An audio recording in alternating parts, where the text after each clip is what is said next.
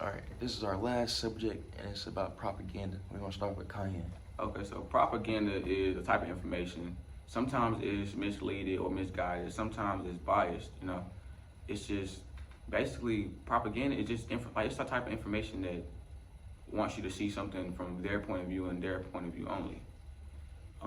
It's a way to manipulate the viewer of the things person that's reading it. In some ways, it can be like Kanye said, a poster, or in some ways, it can be a video sent to throughout the country or to other countries as well.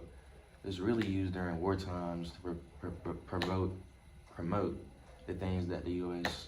our government wants us to do, as well like sending money to the armies, joining the army, or how we should view other countries. And they had these posters that they would put up.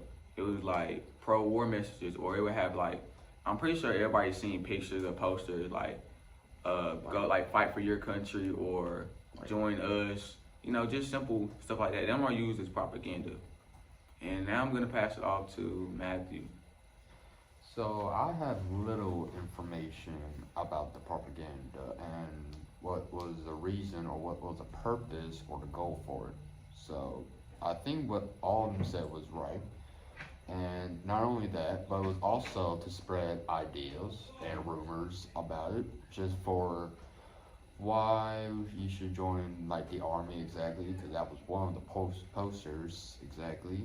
And I think the main goal about it is just to prepare everyone or trying to get them really want to join. Basically, manipulate it to join. Basically, yeah.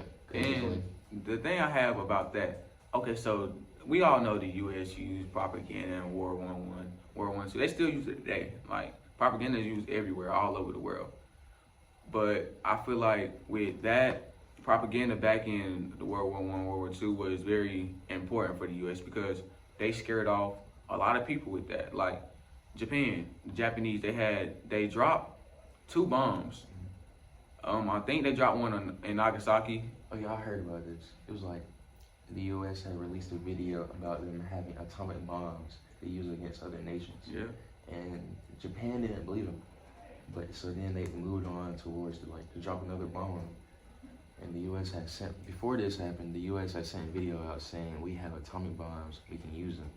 Basically telling everybody that we were the first to use atomic bombs in war, and we will use them if you provoke us, basically. And where the propaganda came is, after they dropped those 2 bombs, they said I think it was either a video or it was a video. It was saying that they had, I don't know if they did or they didn't, but they were saying that they had a bomb that was way stronger than the one that they dropped on Nagasaki, which killed a lot of people. And I feel like that's a form of type of propaganda because even if you did, it's just the fact that you said that, and it's gonna scare the people. It's gonna make them want to back up. Yeah, it's gonna make them want to retreat. It's gonna make them not want to fight, which is a form of propaganda.